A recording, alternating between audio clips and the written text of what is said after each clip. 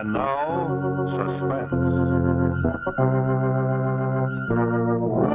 Your host tonight on the Autolite Theater is the maker of the famous wide-gap Autolite resistor spark plug. The spark plug that's ignition engineered by Autolite men who make complete ignition systems for many of America's finest cars.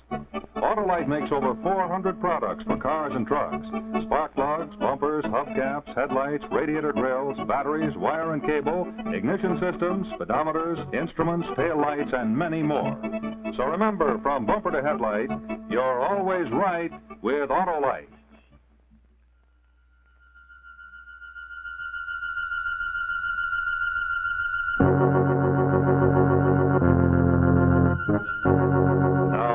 And its 60,000 dealers and service stations everywhere present the famous suspense story of the supernatural.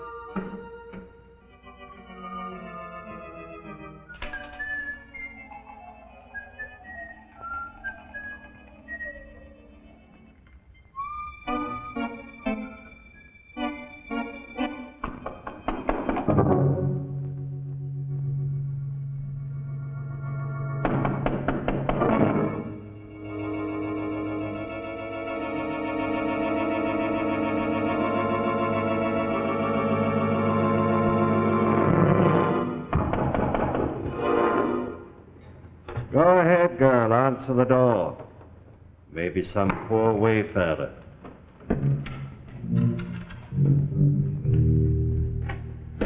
Could you put us up for the night? Sorry, sir. The house is full up. But my wife's in the car and she's quite ill. We've been driving for miles and miles over these blasted moors. Sorry, sir. But you can't be full up. Why, the house looks empty. That's right, sir. We're full up and closed.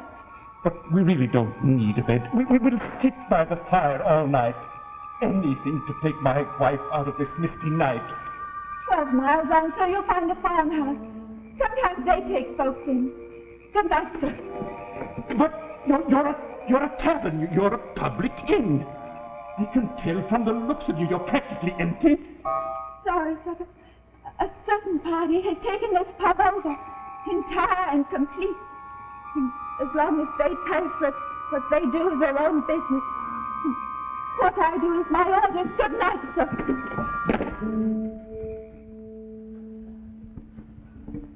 How much longer are you keeping us here for, Top? He won't tell you. Never know a thing with the top. He's a quiet one.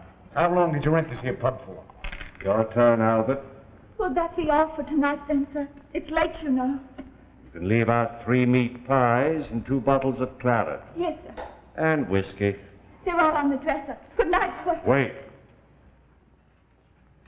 You're the only one sleeping in now? You sleep alone in the garret, do you? I do. Well, I hope you sleep well tonight. And if you should hear anything irregular, don't feel you have a duty to get up and investigate. Oh, no, sir, I won't. Indeed, I won't.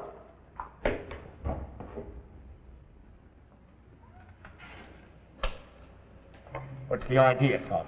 What are you up to, anyway? Never tell us, would you, Top? Oh, he's a clever one, mates. And you and me, why, who are we? Just 3 bloomin' idiots. Am I right, Top? That's right, Sniggers. 3 idiot sailors, lost on the blasted moors. I tell you this, Toff. We may be three bloody merchant seamen to you, but there's one thing I've learned. What's that, Sniggers? Yes, sir. I've been sailing from cape to cape, and in all the rich corners of India. And there's one thing I've learned. I'm waiting. It's the clever ones, Toff. The clever ones that makes a money. Ah, he's right. It's the clever ones that keeps everything to themselves. Their plans are clever enough, but they don't work. They don't work, 'cause they forget some one little thing that simple fools like us could see. Tell us, Toff. Tell us what your plans are. Aren't you the clever ones, though? I know what he's keeping us here for. So they can't find us. Ah, but I'm sick of it. How can they find us? They're nothing but three heathens. Who's afraid of three heathens, eh, Sniggers? We can't keep hiding forever, and then running and hiding and running forever, the whole black world over. Remember that first night in Bombay? Aye, that was the Toff's mistake then. He was clever, all right. He was so clever he lets them follow us right onto the boat. That's where the old trouble started. If them three heathens hadn't followed us onto that boat, we might have had our little trophy sold by now. Aye. Am I right, Sniggers? Sold and the money divided between us like we always said. Aye. Hey. How much do you figure that ruby's worth? Any price. How much is any price? Any price we ask. That's how much the ruby will bring. Oh, and here we sit on the misty moors. Of course, you can't ever let on with a temper, Ruby. Folks is superstitious. Aye. And no matter how big it is, if people knew we stole that ruby from a temple, right out of the bleeding idol's eye. That's right. They'd never touch it. Why? It's still a ruby, ain't it? Yes, but it's a temple ruby from Hindustan. And that's what makes the difference. Did you hear steps? I heard something outside. Wasn't steps exactly. Wind.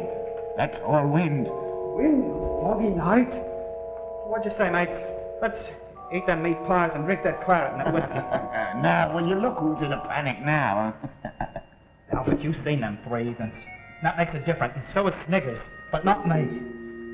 Every time I hears a noise and every time Look at here, Bill. It don't do no good to go looking and listening, 'cause when they come from behind. And they come without a sound. Like they did to poor old Jim in Malta. That's right. Like they did to George in Bombay. Before we Oh, started. easy now, Bill. We're safe out here. I give them dark devils the slip. You give him a slip? Aye. Put a stick in the fire, Albert. Brighten the place up a bit. I had the ruby, and I give them the slip. All three of them. How'd you ever do it? Well, they were following me. Who told them you had the ruby? You didn't show it. You didn't have to. They kind of know. They kind of know. Yes. They know if you've got it. They always know. That's the mystery we was trying to tell you about. Here they are now, following me down the streets of Hull. I goes up to a policeman and I tells him. And he says, oh, they're nothing but three Hindus and they won't hurt me. Why'd you have the policeman arrest them? For what? For trying to get back the ruby we stole? Aye, so I walks slow. Then I turns a corner, then I runs. I never sees a corner but I turns it. And I never turns a corner but I runs. And you know the streets of Hull. Well, after 2 hours, I sits and I waits. And what do you think? What? No priests. What? No. No dark devils with gold spots on their faces. I give them the slip. Well done, Albert. That's why I didn't jump when you said you thought you heard something. Because I knew we were safe. Now, come on, Bill, and play up. Play up. Whose turn is it anyhow? Mine. Albert, why didn't you tell us before? So you could ease our minds. Because the top, he don't want me to say nothing. No. He's got his plans and things must be done his way. Oh, you and me are stupid fools. And if it wasn't for me what gave him the slip and all, we might have had one of them crooked knives in him right now. But for me, who'll give him the slip. Albert, Bill, here's the idea. The priests have gone, our money's gone. Right. So what have we left? Go on to London now and sell that ruby. Toffee won't come. We'll leave. He won't give us the ruby. We'll take it. You... How? There's one of him. There's three of us. We'll take it tonight and be in London tomorrow. Simple enough, ain't it, Bill? Simple enough. once we get the ruby. Don't worry about that. We'll find a way to get it from him.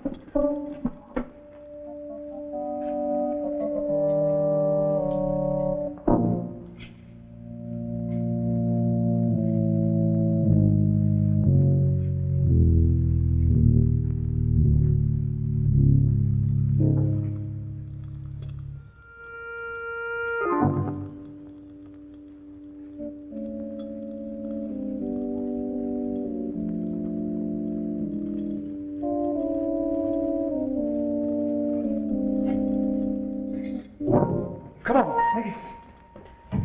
Well, goodbye, old man. We'll see that you get your fair share. But there's nothing to do here. No girls, no dance halls. We must sell that ruby. I'm not a fool, Bill. Oh, of course not. Of course you ain't. And you've helped us a lot. Well, goodbye, old man. Say goodbye. Of course. Goodbye. And open the shutters again, Bill.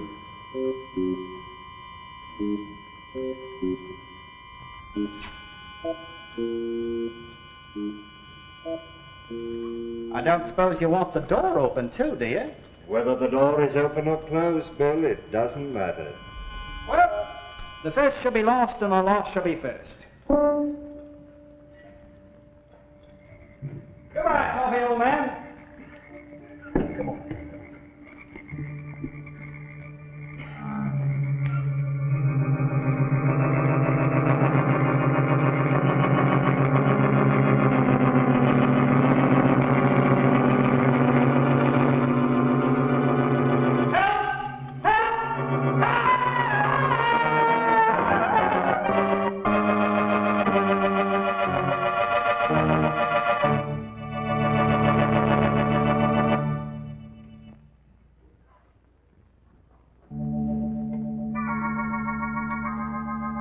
In just a moment, we'll bring you the second act of Lord Dunsany's famous story of the supernatural, A Night at an Inn, starring Boris Karloff.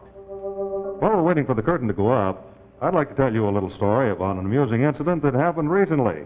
It seems that one of our local luminaries, Marvin, the mystical magician, had gotten himself all duded up for a big appearance over on the other side of town. Now, this Marvin was smooth all right, but you couldn't say the same for his car. It was missing and bucking like the Indian rope trick gone wrong. Well, our friend Marvin did his darndest. He took a deep breath, leaned back, and cut loose with a real powerhouse spell. Marvin could make elephants vanish and a whole stage full of people disappear, but he couldn't get rid of that engine miss. Well, now, naturally, no one like Marvin, who is supposed to be a prominent prestidigitator, likes to have people know that he's lost his powers. So our friend Marvin came in for some real Autolite magic. What he got wasn't really magic. It was a combination of Autolite service and Autolite ignition engineering know-how. Well, his case was very simple. It was a case of old worn-out spark plugs. So, without any abracadabra, we replaced those old plugs with some really new wide-gap Autolite resistor spark plugs. No, sir, it's not magic that makes the Autolite resistor spark plugs the wonders that they are. It's ignition engineering, the years of research by Autolite engineers that developed the sensational new resistor that's built into all Autolite resistor spark plugs. Remember that resistor. It isn't magic either, but you'll think it is when you see how its low rate of electrode erosion permits a wide initial spark gap setting. You see, it's the wide spark gap that permits you to use a leaner gas mixture, and that means actual gas savings for you. Not only that, the resistor that permits that wide gap setting helps you get a smoother idle, too, and increases electrode life 200% and more. Also, those Autolite resistor plugs cut down on radio and television interference. Yes, it's the resistor that does that, too. Well, Marvin drove out of here as smooth and slick as pulling a rabbit from a hat as soon as we equipped his car with Autolite resistor spark plugs. So take a tip from Marvin and replace your old worn-out narrow gap type spark plugs with a set of those sensational new Autolite resistor spark plugs. Remember, from bumper to tail light, you're always right with Autolite.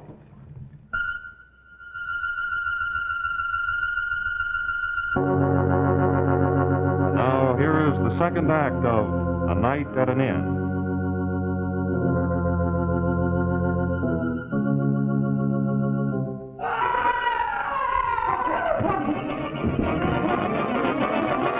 We're back again. Why, so you are. How did they get here? How did they get here, Tom? They walked, of course. But it's 80 miles from here to Hull. Did you know who was here, Toff? Expected them about now. 80 miles. What are we to do, Toffee? Ask Albert. If they can do things like this, there's no one can help us but you, Toff. I always knew you was the clever one. We won't be fools no more. We'll obey you. You're strong enough and you're brave enough. And not many would steal a ruby eye from out an idol's head. And from such an idol as that was to look at, and on such a night, too. You're brave enough, Bill, but you're all three of you fools. Jim would have none of my plans, and where's Jim? And George, what did they do to him? Don't, Toffee, So your strength is no good to you. You need cleverness, or they'll have you the way they had Jim and George. We know. Those black priests will follow you around the world in circles, year after year, until they get the ruby eye. And if we die with it, they'll follow our grandchildren. And this fool thinks he can escape from men like that by running round 3 streets in the town of Hull. What's truth? You haven't escaped them because they're here. So I suppose. You suppose? I took this place especially to receive them. Well, you're a deep one. I saw something just then. Hadn't we better shut the shutters? Don't shut the shutters. But, Toffee, they can see us. One doesn't let the enemy do that. I don't see why... No, of course you don't. No revolvers now. Well, why not, Tom? Don't want any noise at my party. We might have guests who haven't been invited, but knives are a different matter. I think they're coming now, Toffee. Not yet. Well, when will they come? When I'm quite ready to receive them, What do you do when they come? I shall do nothing. What? They'll creep up behind me. And then my 3 faithful friends, Sniggers and Bill and Albert, will do what they can. You can trust us, Toff. If you're a little late or slow, you'll see reenacted the cheerful spectacle that accompanied the death of Jim in Malta. Don't, Tommy. All right. Leave me there, all right? Now, I shall sit here, with my back to that door. Now, you 3 go out, one by one. Mind now, be sure you cross that open window, so they'll think you've gone to the other room. I get it, Toffee. Then, crouch low, creep back, so that you'll be hiding here when I need you. Night, Toffee. Good night, Tommy. Good night, Toff. Turn out the lights. Think the firelight will prove more inviting. No revolvers now. The police in Yorkshire are proverbially inquisitive.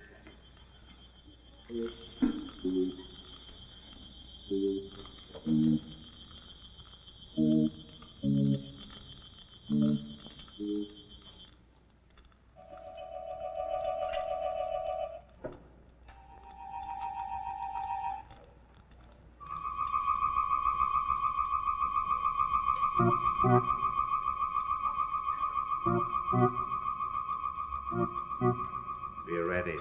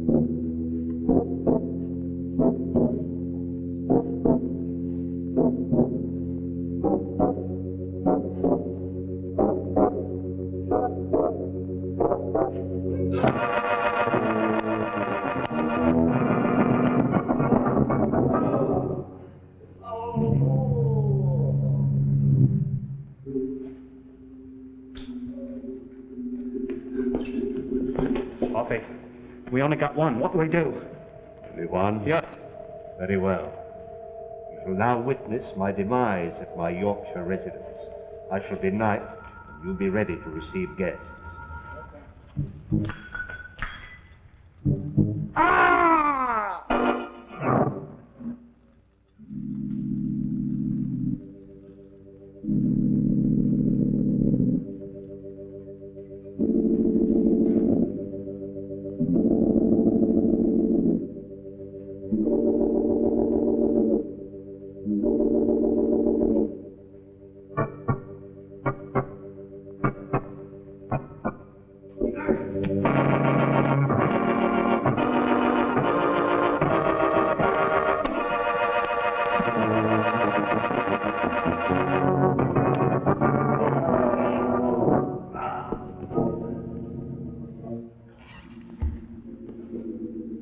We've got two, Toffee.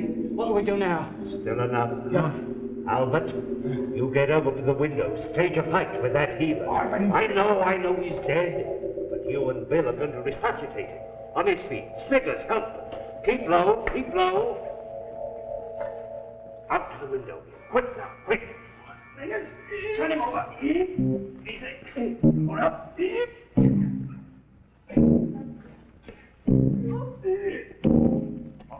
Walk it.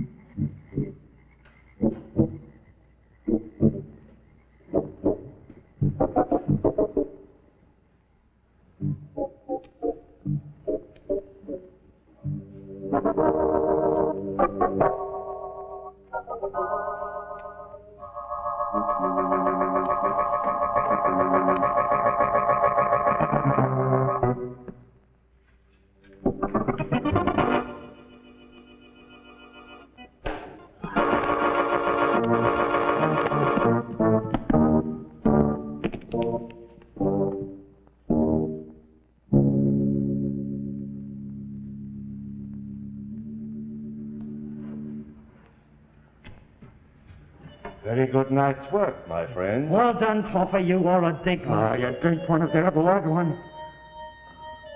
How much is it worth, Toffee? Everything they have in the shop. I'm sure we all ought to be very grateful to Toffee. Well, I just have a knack of foreseeing things. I should think you did. I don't suppose there's anything happens that old Toffee don't foresee. Does it, Toffee? No, I don't think it does, Bill. I don't really think it does. Turn on the lights. What do we do with him? Bury him in the garden. Then what? Then we go up to London and upset the ruby. Well, I think we've come through this night's work very well. Well, the first thing we ought to do is give a little supper in honor of old Toffee. Well, I think we've earned our bit of supper. Here's the Toffee. Who guessed everything right. Aye, good old Tom. Here's the Toffee who saved our lives. Here, he foresees everything. Speech, Tom. Speech. Well, gentlemen, I suppose in this world there are two kinds of men. There's the kind that can see. What would that be? No wind and the shutters slamming. It's wind. It's blowing both ways at once. Look at that. Of course it's the wind. Fog's lifting. Must be lifting. Must be the wind. Fog looks as thick as ever to me. Sniggers, go outside and fasten that shutter back. Go outside.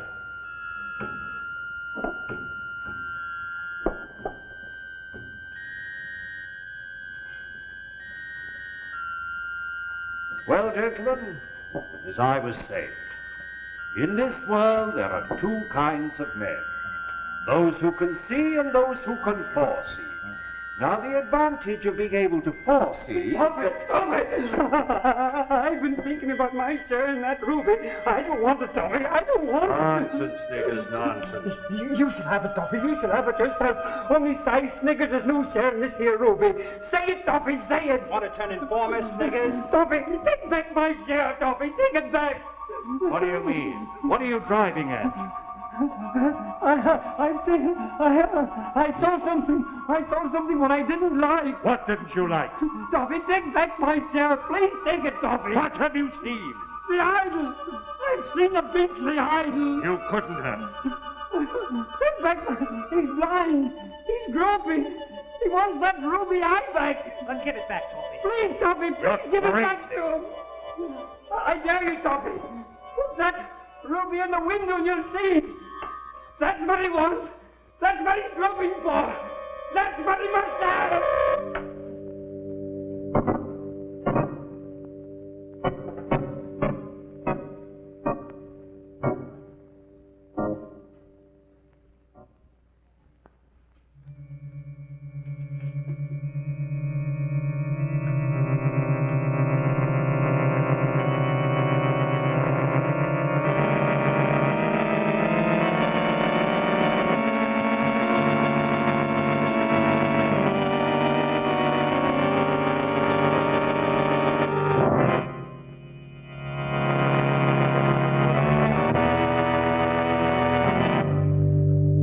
What is it?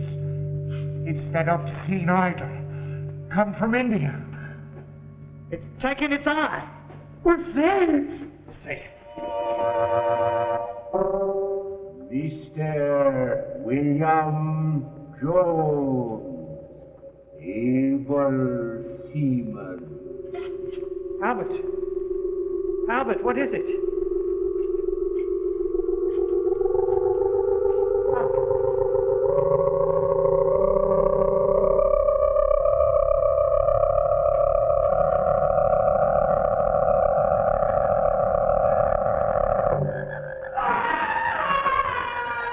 Tommy, what's happened? I've seen it. I've seen it. What was it, Sniggers? What is it? What is it? Mr. Albert Thomas, able seaman. Must I go, Tommy? No, must I go? Tommy! Tommy!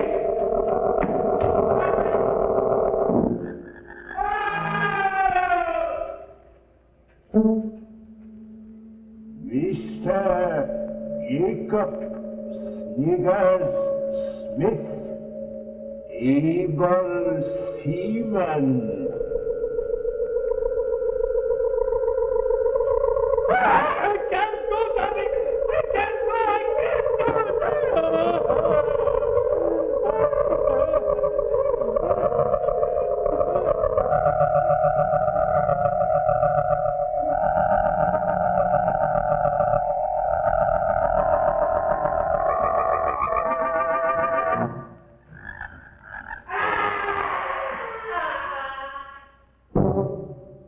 Mr.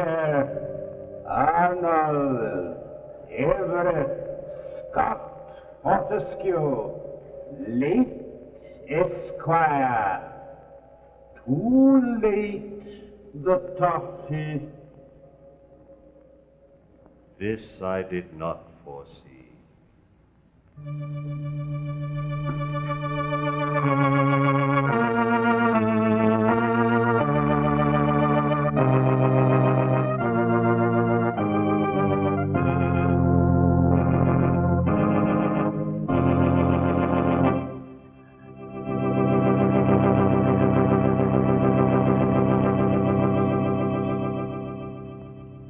Thank you, Boris Karloff, for a fine performance.